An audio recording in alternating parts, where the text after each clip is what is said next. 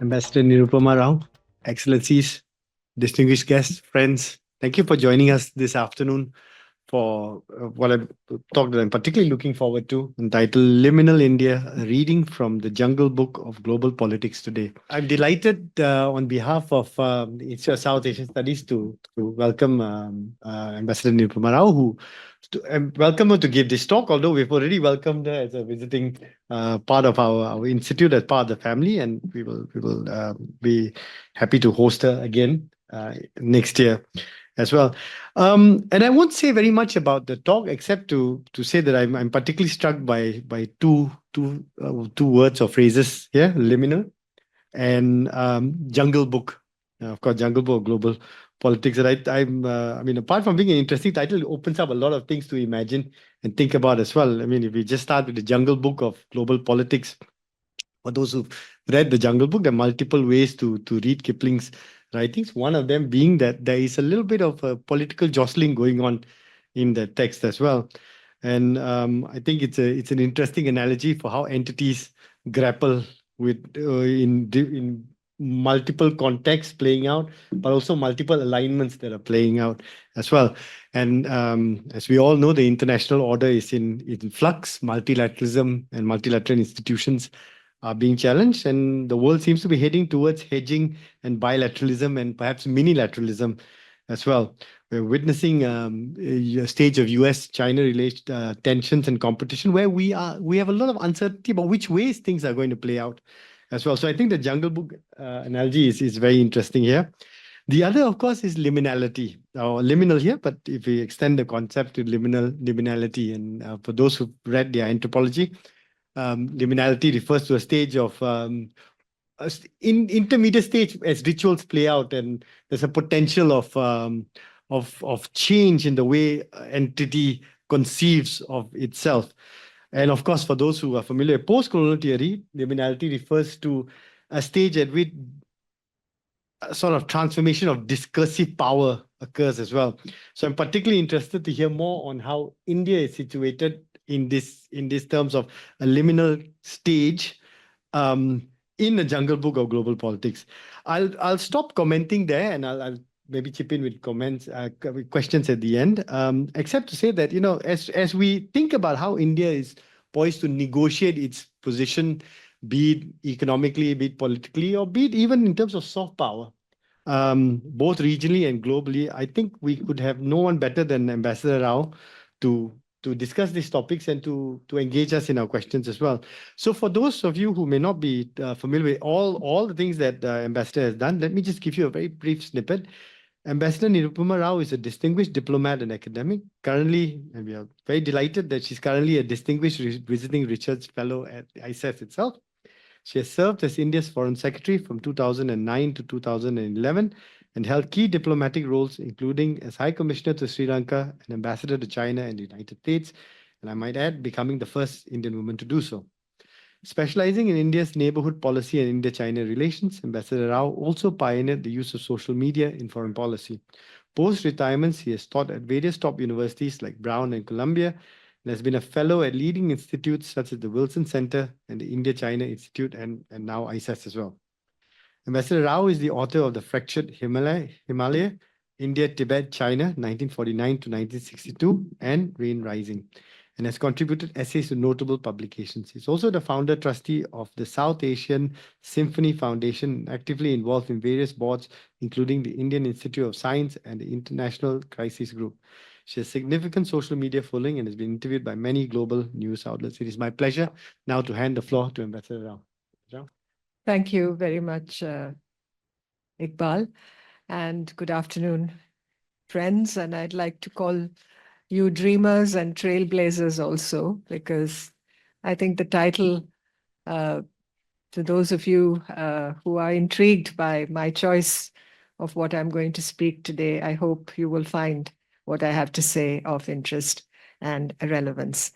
Since Iqbal referred to the Jungle Book, I was just ruminating the other day about how you could compare global politics to the Jungle Book. Because when you look at the rather chaotic primal landscape where power, survival, and cunning, yes, cunning also dominate. It's a metaphor that resonates with current events. And the world in March 2025 definitely feels like a jungle due to several overlapping dynamics, escalating trade wars, shifting alliances, and a breakdown of traditional international norms, all driven by key players acting more like Kipling's characters rather than diplomats. So you take the United States under Trump's leadership, his tariff flops with Canada and Mexico, as noted in recent news, seem to mirror, those of you who've read The Jungle Book, seem to mirror Bagheera's unpredictable protectiveness, disrupting global trade like a panther stalking prey. And Mr. The Trump administration's chaotic approach from rethinking Guantanamo detention plans to clashing with President Zelensky of Ukraine reflects a Sher Khan-like dominance where might often trumps diplomacy. And meanwhile, Zelensky's pleas for support against Russia echo Mowgli's struggle to navigate a hostile environment caught between powerful forces. Russia's actions in Ukraine further fuel the jungle vibe. Putin, in this imagination or interpretation, plays the car, hypnotizing and constricting, while NATO and the US counter like a pack of wolves, fiercely territorial, yet wary of outreach. Posts on X, for instance, amplify this sentiment, with some users predicting a wild west of geopolitics where the law of the jungle reigns and maps shift rapidly as old rules erode. And then there's the economic underbrush, the stock market plunges tied to Trump's globalist scapegoating, and Tesla's sales dropping in Europe amid Elon Musk's political pivot. So add all this with the US State Department's AI-driven crackdown on pro-Palestinian student posts, and you've got a surveillance-heavy jungle where even the vines have eyes. So the post-Cold War order, once a semblance of a structure, has frayed, and power vacuums, populist leaders, and tech-driven disruption have turned the global stage into a free-for-all. And that's why I referred to it as the Jungle Book. So like Kipling's tale, it's less about ideology now and more about who can claw their way to the top or just survive the night. So that's really the context for the Jungle Book reference. And now I'd like to turn to the focus of my speech today or my presentation today, which is Liminal India, Twilight to Titan in a Divided World. So first of all, I'd like you to imagine a nation caught in twilight, not cloaked in darkness, not bathed in daylight, but shimmering in a shadow world of possibility. Imagine a tightrope walker suspended high above the roaring crowd, balancing with precision, neither fully on one side nor the other, yet commanding every gaze. And that's India today, liminal India. What is liminality? Iqbal just referred to it. If you go on the search engine Perplexity, it's defined as an anthropological concept referring to the transitional phase in a rite of passage where individuals or groups are suspended between two states. The term, derived from the Latin limen, meaning threshold, was first coined by Arnold van Gennep in his 1909 book Rites of Passage. Now, liminality in Indian foreign policy today reflects its transitional and adaptive role in a fracturing world order. As the world undergoes geopolitical shifts, India finds itself navigating between traditional alliances, emerging partnerships, and regional complexities, thereby embodying a threshold state of balancing competing interests. India's multi-alignment strategy today reflects a liminal position through which it balances between competing blocs and ideologies to safeguard its interests in an uncertain world. In essence, therefore, our foreign policy operates in a liminal space, transitioning between old paradigms of power and emerging global dynamics. Liminality helps shape a foreign policy that is flexible, yet rooted in long-term strategic goals. Liminal India describes India's transitional state geopolitically, economically, and strategically, hovering between emerging power and global influence.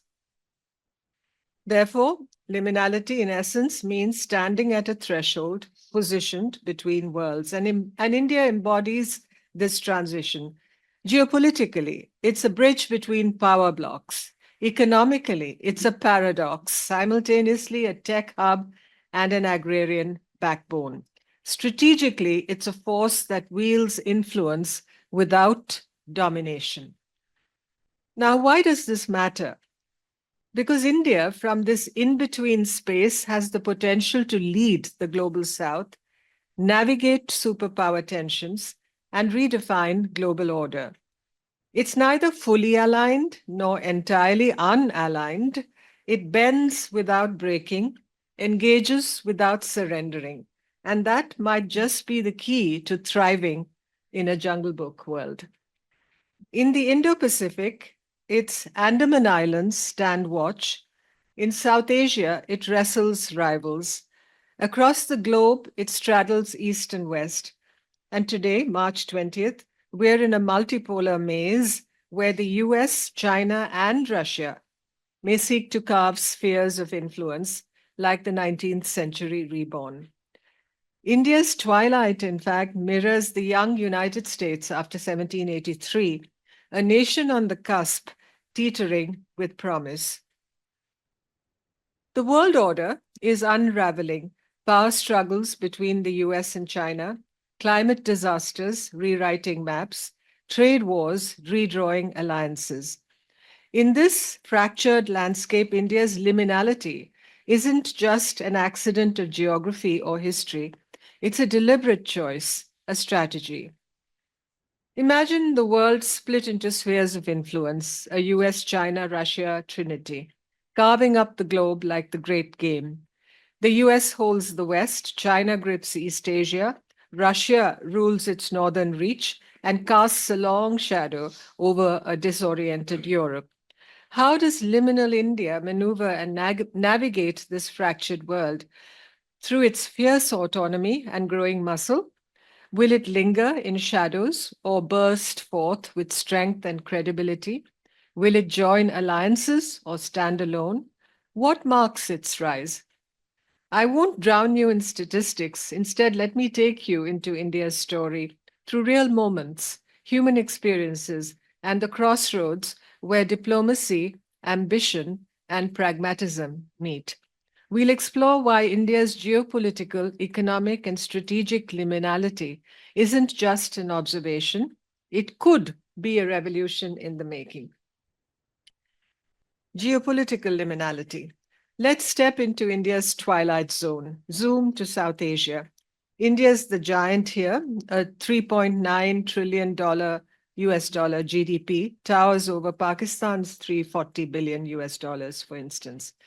But in 2019, the Pulwama attack, which India termed a terrorist strike, sparks airstrikes across the border. In 2020, Chinese tents dot Ladakh's icy peaks, a standoff which is still simmering. India is the regional king, yet tethered by these shadows. Globally, it's the same dance, part of the Quad with the US, buying 35 billion US dollars worth in Russian oil in 2024 despite sanctions, planning Mr. Modi's 2025 visit to Beijing. Betwixt and between. Picture this, September 2019. Tamil Nadu fishermen cast their nets near the Andaman and Nicobar Islands. 1,200 kilometers from India's mainland, 150 kilometers from Indonesia. One morning, they spot a Chinese survey ship lurking near the Andaman Islands, too close for comfort. India's navy races in. Admiral Karambir Singh's words ring out, "Notify us or leave." The ship's gone, and India's 7,500-kilometer coast near Malacca's $3.5 trillion trade flows stays secure. Those Andamans, they're liminal, a bridge between South Asia and Southeast Asia, a watchpost in the Indo-Pacific.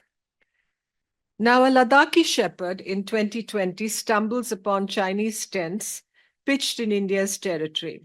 Within hours, soldiers face off, setting off a standoff that still simmers. India is both a global gatekeeper, as you saw for the Andamans, and a regional wrestler, constantly navigating the space between cooperation and confrontation. Liminal, geopolitically, ocean sentinel, mountain fighter. India has learned from history. My uncle, an army doctor, high up in the arid high-altitude region of Ladakh during the 1962 Sino-Indian War, watched Nehru's government shift overnight from trusting China to pleading with President Kennedy for fighter jets. The lesson: never rely on one power. Fast forward today to today, Prime Minister Modi shakes President Trump's hand in Washington, signing drone deals. Weeks later, he's reaching out to Beijing, talking about the need for stability in bilateral relations. India's in the Quad, countering Chinese influence in the Indo-Pacific, yet still buys 65% of its arms from Russia, which says it shares a limitless partnership with China. Even in 2024, while the West sanctioned Moscow, India quietly, as I mentioned earlier, imported billions of dollars worth of cheap Russian oil. So neither fully East nor West, India's tightrope walk is its strength. And then there's the global South. In 2023, India hosted over 100 leaders at the G20 summit. A Kenyan delegate said, "India pushed to get the African Union a permanent seat. No one else cared." India champions 134 developing nations, yet remains with China and Russia in BRICS, balancing old and new alliances. In a world fracturing under geopolitical stress, where the UN is gridlocked and Trump's America is pulling back, India's ability to remain flexible, unaligned, and indispensable is its power. Why liminal? It's betwixt East and West, growth and grit, power and freedom. In Trump's 2.0 world, US inward, China outward, these stories I just recounted show that India is in a fluid state and not a frozen one. Now let's turn to economic liminality. Meet Priya, a coder in Bangalore, part of India's thriving digital economy. Incidentally, Bangalore is my hometown. She works for a US startup, pays for chai with UPI, India's digital payment system that by 2024 handled 50% of all global transactions by volume. India's GDP has hit $3.9 trillion, growing at 6.8% this year. But just 200 kilometers away from Bangalore, her uncle, Priya's uncle, tills his rice field with a buffalo. No smartphone, no internet, just the rhythms of a life that hasn't changed in generations. India's per capita GDP, $2,800. China's, $13,000. The duality is stark. Priya's world is the future. Her uncle's is the past. Now consider an American executive flying to India in 2023, excited about Make in India. He visits Apple's new $14 billion iPhone factory, thrilled at escaping China's supply chain risks. But then he also hits a wall. Permits take months, tariffs are high, red tape slows progress. Frustrated, he mutters, India's open, but only so much. He may not be wrong. India does have high tariffs. Its manufacturing share of GDP, under 3%, that is global GDP. China's 28%. India invites investment, but protects its industries, neither fully open nor fully closed. Trade reflects this duality. Picture Indian entrepreneurs shipping 77.5 billion US dollars worth of goods to the US, fueling India's global rise. But they also lament India's 85 billion US dollar trade deficit with China, cheap imports flooding our market. India provides assistance, financial and developmental, to many countries in the global south, but it also borrows from the Asian Infrastructure and Investment Bank, where China is the largest shareholder. It straddles many worlds. With Trump's threat of 60% tariffs on China, India has a rare opening to dominate supply chains, but only if it can cut through its bureaucracy. The challenge to move beyond a service-driven economy and become a true manufacturing powerhouse. Liminality in this context means India is neither a finished product nor an underdog. It's on the edge of transformation. Strategic liminality. Strategically, India is a power with restraint. In 2024, Indian commandos intercepted a pirate vessel off Somalia, one of 23 naval operations that year. India's defense forces have an almost 80 billion US dollar budget, acquiring US MQ-9B drones, French Rafale jets, and building indigenous aircraft carriers. Yet on the Ladakh border, an Indian soldier grips his rifle, staring down Chinese troops and drones. India deters, but doesn't dominate. No overseas military bases like the US. No aggressive, as we call it in India, expansion like China. In 2018, a diplomat friend of mine laughed as India bought Russia's S-400 missile defense system. The US was furious, he said, but we made our own rules. By 2025, India is also in talks with key Western defense partners to produce advanced jet engines, playing key defense partners like the US and Moscow to its advantage. Climate policy follows the same balancing act. A farmer in Rajasthan uses a solar pump, part of India's push for 100 gigawatt of solar energy. Yet coal still powers 70% of the national grid. Transitioning to clean energy is a goal, but pragmatism dictates the pace. In the Indian Ocean, India funds a $500 million connectivity project in the Maldives, countering China's influence. But it avoids confrontation, choosing infrastructure over aggression. In a world where the US is retreating and China is expanding, India's ability to remain engaged but not entangled gives it an edge. Now, imagine a world split into spheres of influence, a US, China, Russia trinity, carving up the globe, as I mentioned, like the Great Game. How does Liminal India maneuver? Obviously, with agility and leveraging relationships with each of these key countries or blocks to its strategic advantage. Take the Andamans again. A Chinese survey ship in August 2024 prowls 120 kilometers from India's missile test site in the Bay of Bengal. The Navy is on it, patrols, not panic, securing its sphere. In South Asia, India is carving its own space.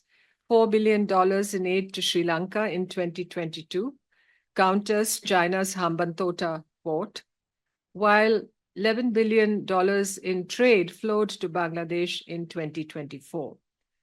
India resists China's 85 billion US dollar trade deficit grip by diversifying or seeking to diversify supply chains, building its own self-reliance in key products, and strengthening trade partnerships with key countries like Japan, the ROK, the European Union, and the UK. And then there's BRICS, Brazil, Russia, India, China, South Africa, plus 2024's newbies like the UAE and Iran.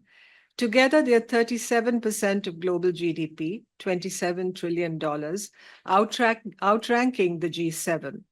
The new development banks has poured $32 billion into infrastructure, and Brazil's 2024 blockchain trade push dodges the dollar's choke hold. And you know what President Trump has been saying about that.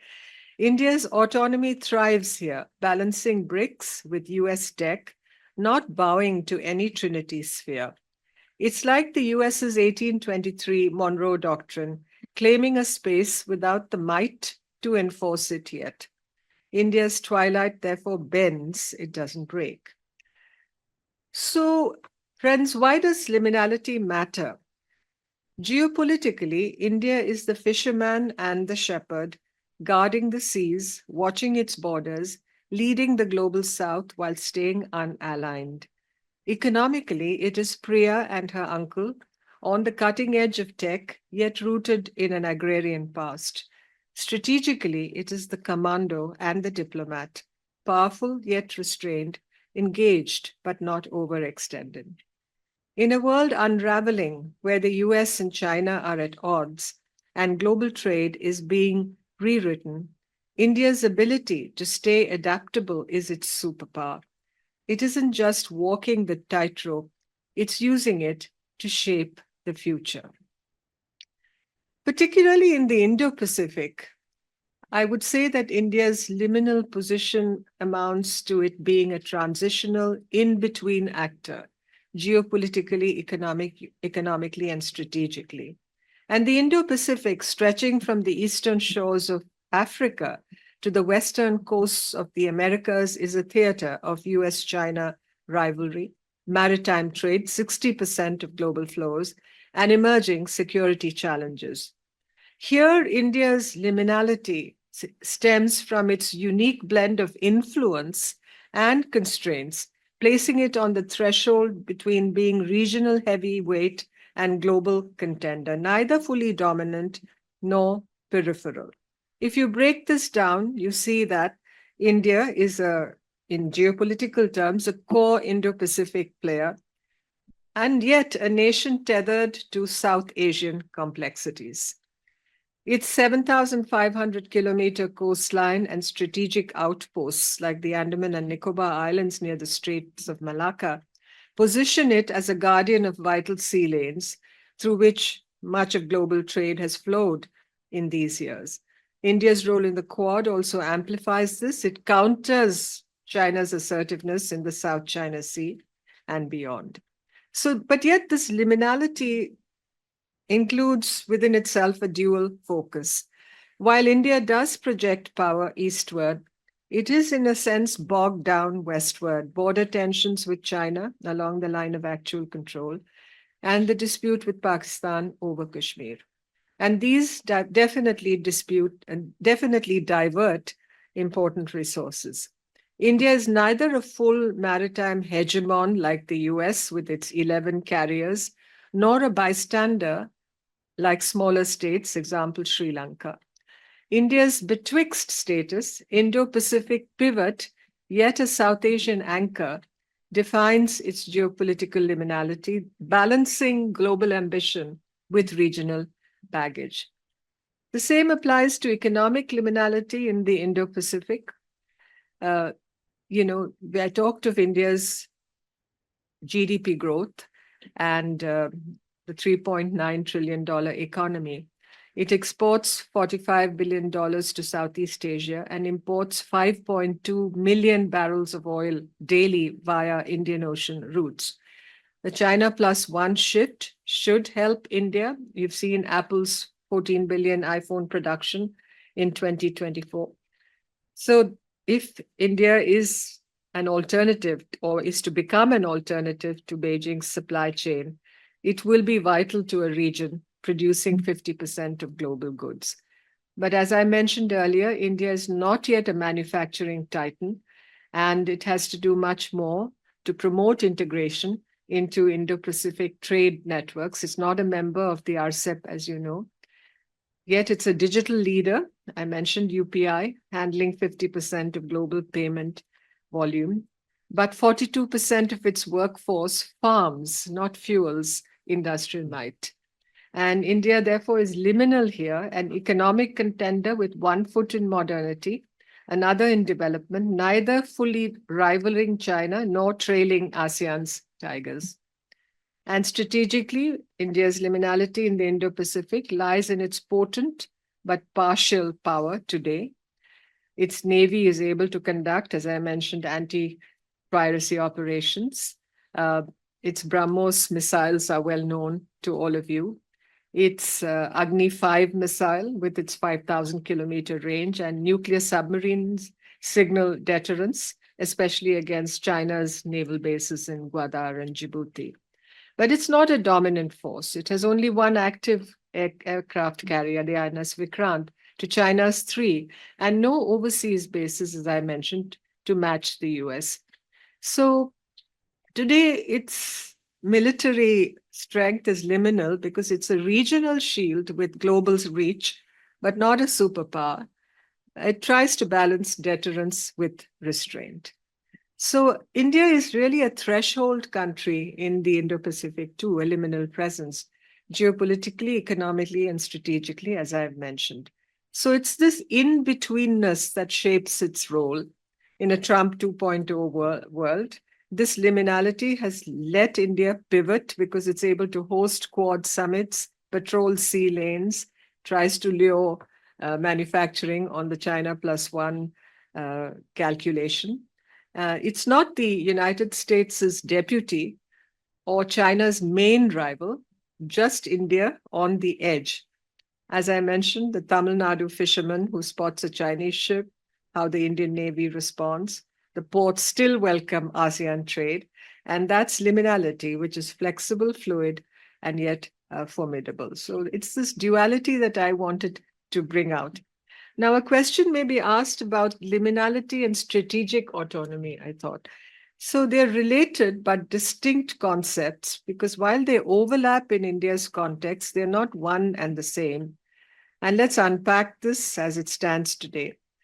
As I mentioned, liminality is a state of being in transition or ambiguity. And I've explained that fully to you. It's highlighting the in-betweenness of India as a strength and a challenge. But when you define strategic autonomy, it's a deliberate policy choice, its ability to pursue independent interests, decisions, free from external domination or rigid alliances. And for India, it's a legacy of Cold War non-alignment, and it's been refined under Modi 3.0 to mean flexibility in a multipolar world. It's about maintaining freedom, as I said, buying Russian S-400s, deepening Quad ties without joining NATO-style blocs. So strategic autonomy is prescriptive, an intentional stance aiming to maximize sovereignty and leverage in global affairs. So the differences between liminality and strategic autonomy is firstly on the count of nature. Liminality being a state of being, often involuntary, rooted in India's structural and historical realities. And strategic autonomy is a proactive strategy, a choice to navigate that state of liminality.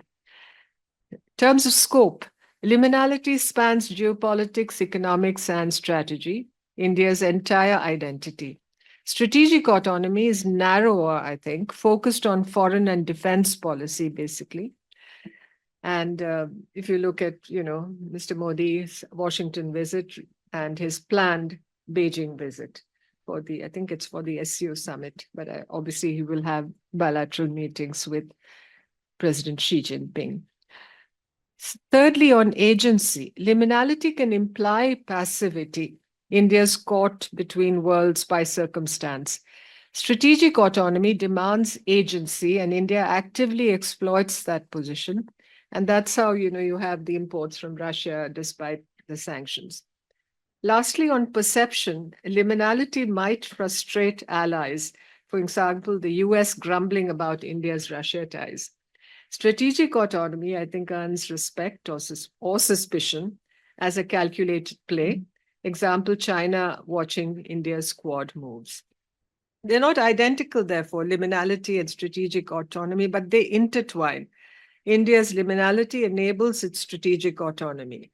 Being geopolitically betwixt, neither fully Western nor Eastern, gives India room to maneuver. And economically, its liminal growth supports autonomy by reducing reliance on any single market. Strategically, its threshold power, nuclear but not hegemonic, lets it deter China without needing a superpower's umbrella. And conversely, strategic autonomy reinforces liminality. By refusing rigid alignment, say rejecting full US vassalage under Trump 2.0, India stays on the threshold, avoiding categorization as a junior partner or a rival. And its almost 80 billion US dollar defense budget and $100 billion procurement pipeline bolster this, keeping it potent yet independent. So they're not the same, liminality and strategic autonomy, but they're quite symbiotic. Liminality is the canvas, India's inherent ambiguity as a rising multifaceted power. Strategic autonomy is the brush stroke, how India paints its path across that canvas. Liminality without autonomy could leave India adrift, a pawn in others' games. Autonomy without liminality might rigidify India into a predictable block, losing its edge. So together they're potent. Liminality provides the space, autonomy fills it with purpose. So this is India's case as of today. Our liminality shines when a Tamil Nadu fisherman spots a Chinese ship signaling its Indo-Pacific stakes, while a Ladakh shepherd marks its border woes, neither fully global nor local. Strategic autonomy kicks in when India responds. Navy patrols rise, but it still buys Russian oil, dodging Western ire. Or take economics. Liminality is Priya coding in Bangalore while her uncle plows the fields. Autonomy is India luring Apple's $14 billion production, yet shielding markets with 17% tariffs. Strategically, liminality is India's navy chasing pirates, but not projecting like China. Autonomy is choosing US drones and Russian missiles on its terms. So the conclusion is that liminality and strategic autonomy aren't identical. One's a condition, the other's a choice, but they are two sides of India's coin. Lastly, on the future, can India shed this twilight for daylight, burst forth with strength and credibility? I think the calculations would suggest that by 2040 or 2045, Prime Minister Modi himself talks of Viksit Bharat or developed India by 2047, which will be the first 100 years of our existence as an independent country. So you can picture at that time a $10 trillion GDP, hopefully borders settled, hopefully, with a 2040 China deal, a $200 billion defense budget arming Andaman bases. The US did it by the 1840s, and you had manifest destiny by the end of the 19th century. Industry, war sharpened its edge. India's path may echo this: 15% of global manufacturing, at least three aircraft carriers, and perhaps by then a UN Security Council seat. And how do we do this? Autonomy is the fuel. In 2018, India shrugged off US threats over the Russian S-400s. 65% of its arms stay Russian. Drones come from the US. The G20 push gave Africa a seat, therefore, positioned India as a leader of the global South, not trailing the West. And the Andamans shift from, just having military drills or naval drills in 2020, as we had, to a hub in the 2040s, securing Malacca, really. And South Asia hopefully calms, the situation with Pakistan eases, and the shadow from China will lift. This is an optimistic scenario, but this is really the only path to getting more out of the shadows. Alliances will tempt India, Quad bases by 2040, but I feel India will opt for selective alignment by then, perhaps hosting a threshold summit for 50 nations, And so the twilight in that sense turns strategic, a titan's choice, not the fate of a shadow. So this is how I feel, the future will unfold for India, and India's profile will sharpen on the global stage. So India may not remain liminal in its current form.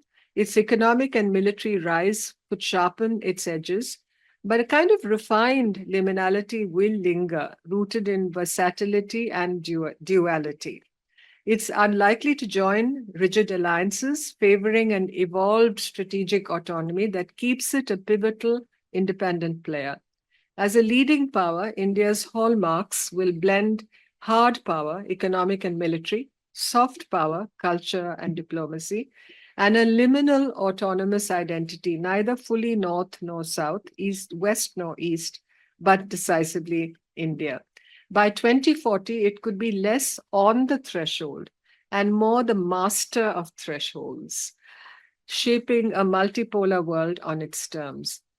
So India, as it grows in economic strength and military power, can navigate Trinity spheres with autonomy, carve its own through its strategic assets, its geography, its liminality, its economic big bang, its omnidirectional perspectives, and shed the shadow by 2045 with strength and credibility. From South Asia's heart to the Indo-Pacific's edge, India is not just betwixt, it's redefining the game. And when it finally steps off that rope, I spoke of that balancing rope, not just as a balancing act, but as a defining force, I hope the world won't just watch, I hope the world will cheer. Thank you. Thank you. Thank you, Ambassador.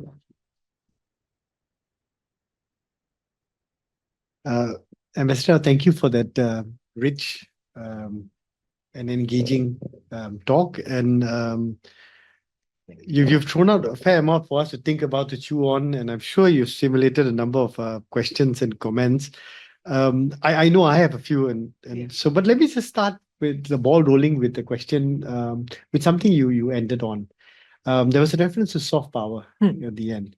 And if we look at what's happening in the world, we find that as branding is becoming more important. And how do you see India negotiating, or let me rephrase that, as India negotiates and perhaps renegotiates its place in this the jungle book of global politics? How do you assess India's branding of itself, and how do you see steps that India needs to take to develop brand India?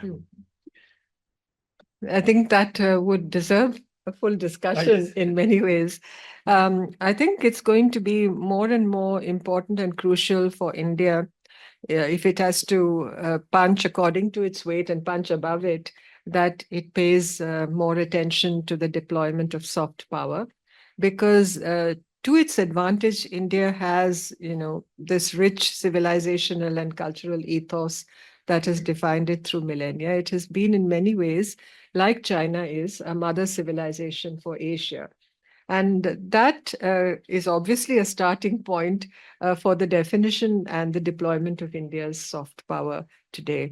I think the foreign service itself, India's foreign service, will have to grow in strength and numbers in order to be able to devote more of its resources to the use and deployment and projection of soft power, which I believe is extremely important because it can be a force multiplier for India's influence. The Chinese call it discourse power. And I think India has a lot that is to its advantage, that it can use to its advantage. You come to Southeast Asia. I mean, the very term Indo-China refers to India and China having, created that symbiosis within this region. And the Indian diaspora spread across the world can also be an enormous force that can help India brand itself better. But I always say that there is so much work to be done and so much scope that exists for India to deploy its soft power more effectively and impactfully. Everything is about impact in today's world. Whatever companies do, entrepreneurs do, governments do, it's about impact. And therefore, if India frames itself in a way, I don't mean framing in the negative way, but projects itself in that powerful way, in a very future-oriented way, looking at the examples of what Korea has done, or look at Japan, its cultural exports are enormous, much more than India's. I saw the other day that this Chinese animation film, Nature, has made such a big splash in this region. I think it has grossed some $700 million or something. Nothing like that has been achieved by Bollywood so far, and it can be achieved. It's just that we have to perhaps, in a way, restructure perhaps and add more content to what we intend to do in terms of soft power projection. It has to be a public-private partnership as far as I'm concerned. Yeah. Thank you. Thank you for that answer. And so with that, I'm going to open the floor and I'm going to go with the first hand I see. And could I just ask that you just introduce yourself briefly before you ask your question? The floor is open. Yes.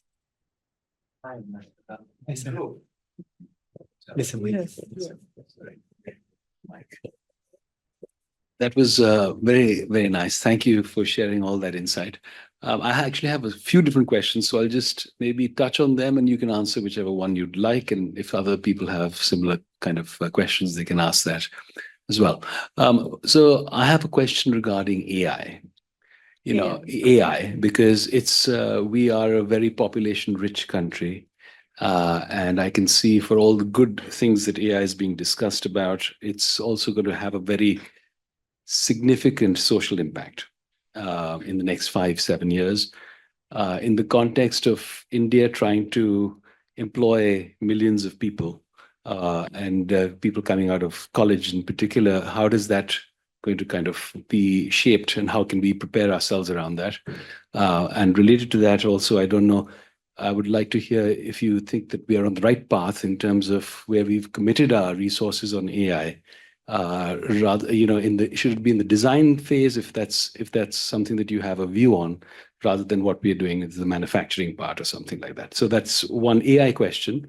Another question I would ask is, what are the cons of this being in this twilight zone? So you talked a lot about the opportunities and somewhat about the strengths, but I think are there negatives, and could that play in a what's the flip side of that same coin, if you will? That would be very interesting to know. Thanks. More questions? I was going to say, is there another question we can add on to this as well? So we'll take 3 questions at a go. Dimitri. Good evening. My name is Dmitry. I'm from Russian Embassy in Singapore. So I've got a little short questions. If I'm not mistaken, a few days ago, Mr. Donald Trump announced that United States would set the special trade tariffs against several countries. Yeah, of course, nowadays we don't know what the countries will be. And my question is, what are you expecting? Will India be included in this list of countries or not? And if it happens, what Indian government are going to do to diminish negative influence on United States-India bilateral trade over? That's all. Thank you very much. Thank you. 3 questions. Okay. So coming to Dhruv's question on AI, of course, I haven't been following the discourse very closely on the government of India's AI policy. But I've always, this also gets related to your issue, the issue of branding. India, over the years, has acquired this reputation of being an IT superpower. And, Bangalore being this tech hub, and lots of new ideas and innovation. But I think I've always felt that as part of the India image and the India story, we need much more work to be done on innovation. Like, a deep seek emerges out of China. When will India's deep seek moment come? So there are obviously questions. That also is a bit of the thing about the Twilight Zone aspect that you spoke of. These are things where we seem to be still in the Twilight Zone, and we perhaps have to emerge from it. How is it going to shape in terms of its social impact, in terms of AI's social impact? It's going to have huge social impact, no doubt. And how prepared are we, how future ready are we in terms of how our population will benefit from it, and how there will be transformation for the good, for the better of the country as a result of these new developments in tech and AI. Obviously, it's something we have to take advantage of. No country can afford to, pass it by saying that, we will return to Rousseau's state of nature. We can't do that. We obviously have to step up and keep pace with these new developments. I think skilling our population, the educational levels of especially people in the agrarian sector, lots of people live in the countryside, in the rural areas. They're migrating to the cities. How we are going to deal with those transitions. So India is in a talking again of the liminal. It's in transition, and then you have new technologies like AI coming. We can certainly use them to our advantage. I feel we can use them to leapfrog in many ways, many stages of development that we missed. And today, even if Mr. Trump is trashing globalization or globalist, being a globalist, as he calls it, I feel as part of India's future that we will have to be globalist, and we will have to globalize, and we will have to learn from the rest of the world. I often say, maybe India's Meiji moment is going to come now. I hope so. Okay, fine. And then the Twilight Zone, I think I've tried to answer. As far as our friend from Russia has mentioned, Mr. Trump is obviously obsessed with tariffs, and he's been obsessed with it, I think, for the last 40 years. He started with Japan, for instance. In the 80s, he was talking of Japan. Today it's China, and he's turned his ire on friends like Canada and Mexico and Denmark. And Mr. J.D. Vance's speech at the Munich Security Conference, I think, was perhaps the speech you would give to enemies rather than friends. But anyway, that was the choice that was made. So, will India be included in the list of these countries targeted by tariffs? Well, Mr. Trump has been talking of reciprocal tariffs, and he's been talking of high tariffs that India imposes on US goods that are imported. The US has a trade deficit with India, but it's nowhere near what the US has with China. And I spoke of how the China +1 impact should benefit India, which I hope it will, and we will be able to, step up whatever policies we need to implement in order to benefit from that. If India will be included in the list, but perhaps it won't be, you may not see the high drama that you're seeing when he talks about Canada and Mexico. The intention after Mr. Modi's visit to Washington was that India and the United States should negotiate a trade deal by the end of the year, which in a way will look at all this, address many of these concerns, and adjustments will be made. I suppose every negotiation will include give and take. It can't be winner takes all. It'll have to be win-win. Yeah.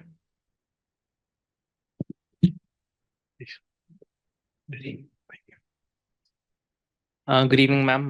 Avnish over here, but just asking a question on my not on behalf of CII, but personally. It's a two-part short question. One is, don't you think we have been in this liminal stage for quite some time? because these thoughts, these suggestions, these ideas have been, at least in the strategic world, have been going on. And a case example is of the military. We were supposed to have a set of submarines by 2025. We don't have them. We don't have our aircrafts. We still don't have our own infantry combat vehicles. We are still reliant upon our partners to do that. So, and economically also, the Indian economy has not grown the way it was supposed to. It's been 35 years now. That is one.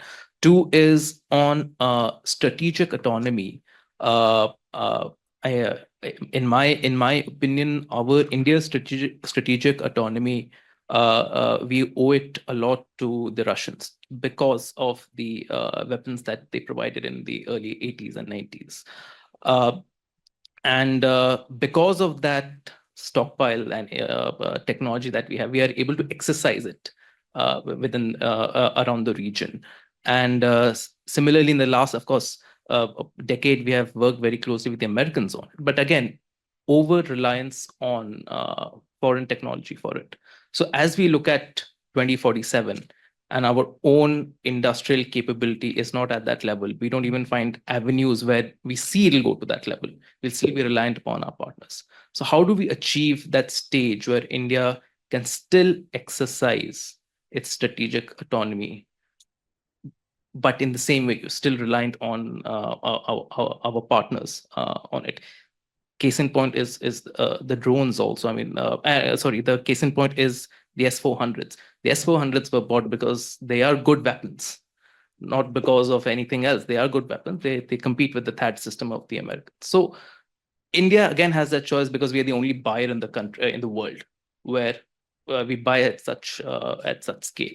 So how do you see that sort of navigation going forward? It's really difficult for me to assess that India will be able to be independent completely on its own and be a force in the region. My own view is that India has learned from the experience of the last 7 to 8 decades as an independent nation.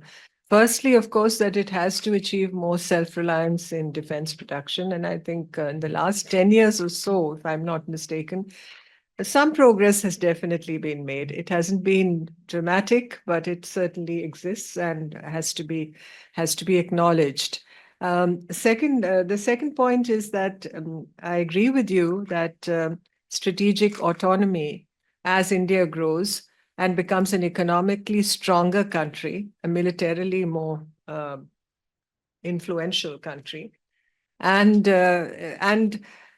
develops its key partnerships, especially with the United States, and is able to come to some strategic understandings with China, is able to help, which will help make the situation in South Asia better. I think it eases the path for India in many ways to concentrate, yes, on deterrence and defense, but also to be able to understand from where it needs the best that it can procure and what it can produce within the country. It'll have to be a blend of both. It can't be an overnight where, you are assuming a situation where, this kind of dependence assumes that India is tied to certain relationships, and that restricts its autonomy. That has not been the experience of the last few decades. And to my mind, there is no reason to suggest either that India is today a weaker country or that India is somehow more compromised in some ways, that kind of policy will not be possible in the future. So in brief, I think there is a certain course that has been set in the last few years. I think it can acquire much more heft and much more ballast if India becomes economically stronger and developmentally, more complete in many ways. There are so many tasks to be performed within the country. And that, I think, in a sense, redefines that liminality geographically and in the way we are positioned in the Indian Ocean and the Indo-Pacific. That liminal role, I think, helps us to interpret what actions we need to take in various situations. So that makes India quite unique. And I think the policymakers would like to preserve that uniqueness and not shed it or, repurpose it in a way that's completely different. I don't see that being said by the government today. And I don't see that happening, even though it's a fractured world and a crumbling world order that we see in terms of, all the rules that applied.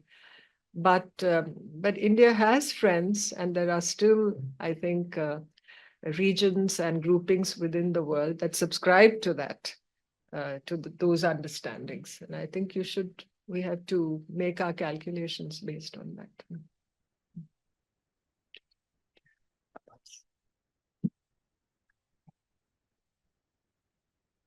Good evening, ma'am. Thank you for your presentation. My name is Paras. I'm doing PhD here. I have a question, ma'am. How do you see the paradox that exists in Indian state capacity or overall Indian policy infrastructure? For instance, we have done a pretty good job. For example, we build nuclear submarines, which have considerable indigenization, but at the same time, we are not importing conventional submarines from France. So we do good job when it comes to high-end technology, be it submarines or even missile technology. But when it comes to basic stuff, we are importing. So do you think it's a matter of capability, or do you think it's a matter of really, to put it very bluntly, a poor planning on the part of our policy apparatus? Because we do good on high-tech stuff, but on basic stuff, we are importing substantially. So thank you. I think here there's probably a case for learning from countries like China, for instance, and Japan and Korea. I think perhaps where India, the direction in which we look, and I think there has to be a lot more willingness to learn from, the power of these examples, and understand that most of these countries, when they embarked on their path to development and power and influence, take Japan, take China, there was a huge learning phase, and a willingness to absorb from the examples of others. We have, I think, lost a lot of time as far as that is concerned.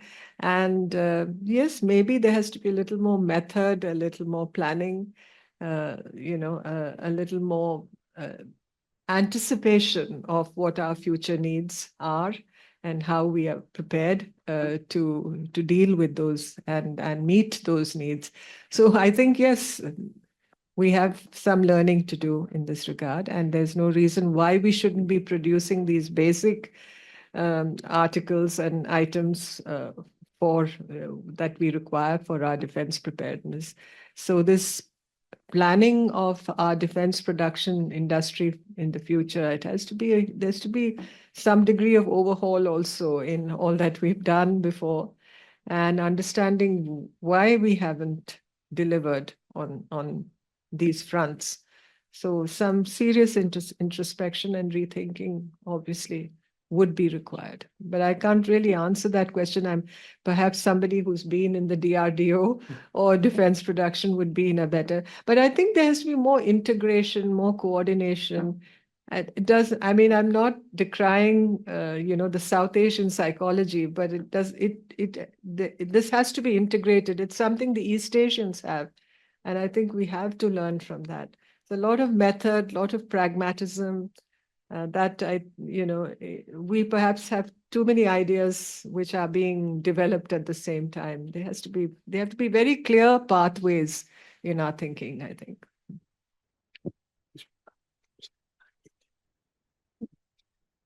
Thank you, Ambassador. I'm Pushpa. I'm here at ISAS. I think I have two questions. One is about, as you talked about South Asia as well, and I also come from South Asia, India's leadership in South Asia. I think there have been quite ups and downs in India's relationship, the other country relationship, the smaller countries, relatively smaller ones with India.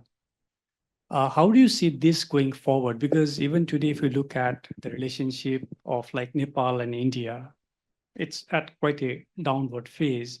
And this changes with the regime change also, and also the government changes in these smaller countries as well. So how do you think this will go forward as like India moves forward, being a global power? The second question is on trade issues. You also talked about multilateralism, the decay of multilateralism in a way, particularly since like Trump has been in power. And this concerns with the WTO, because the WTO has become completely almost like non-functional, because the dispute settlement system is not there. Means the WTO, perhaps we can't say that is functioning. And for many of the larger economies, there is an alternative because they have been part of these mega regionals, whereas India has not chosen to go that way. It chose not to be part of RCEP, and I think it's going more with bilateral free trade agreements, which I personally think is quite a lot of effort, quite a lot of resources that you have to invest in going with every other country.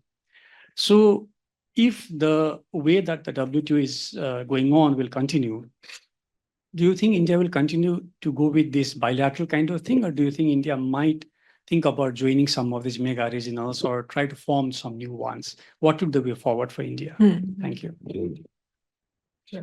Excellency.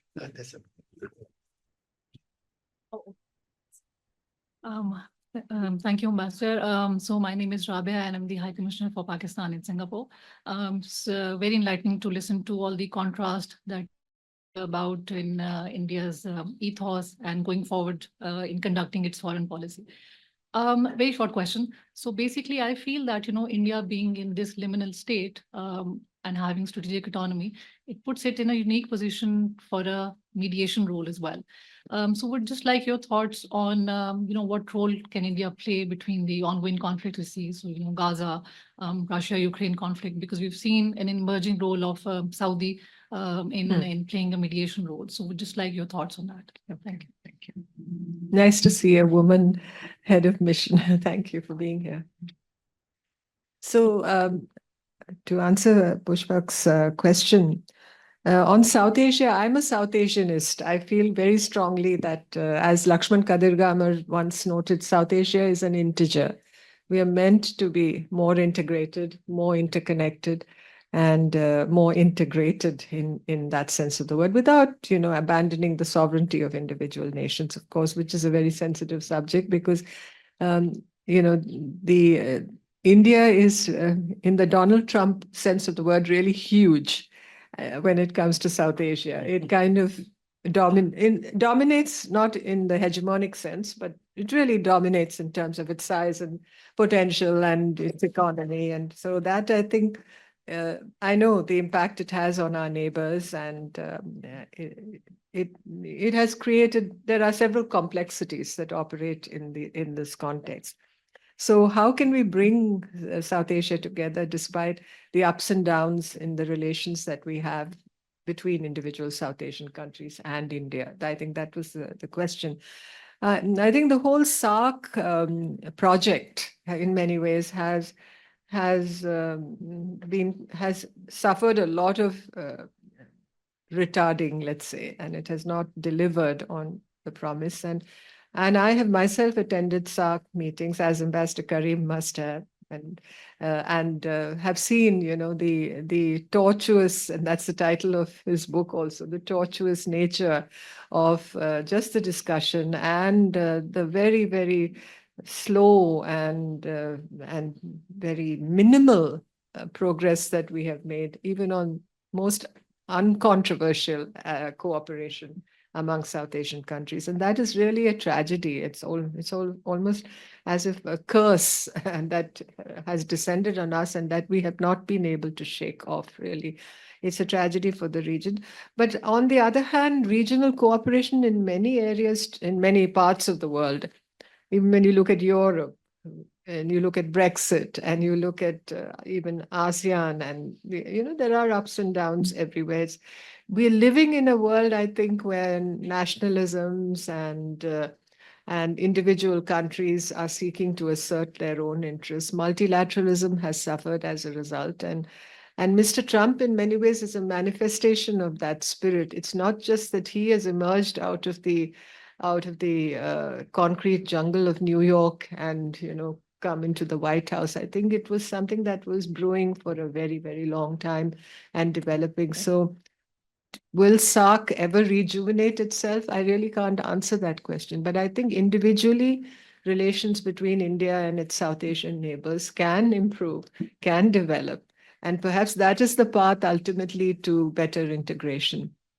But it's not easy. I mean, our geography makes it difficult. Our history makes it even more complicated. And I think that, you know, when you talk of soft power, and I mean, there's a lot of Indian soft power in the region, I think, which our counterparts and our neighbors in South Asian countries appreciate, accept, and I think, and really engage with. And that has not been a barrier. You know, for instance, the Pakistani singer Ali Sethi, for instance, has such a following in India. I mean, look at his YouTube videos and I look at the comments, it's all Indian. Yeah. So, you know, there's so much popularity that he enjoys, and there's no politics in it, really. And perhaps, you know, yeah, well, whatever, I mean, as you say, yeah. How they welcome me, they won't let me pay for anything. Uh-huh. I did so much shopping. Yeah.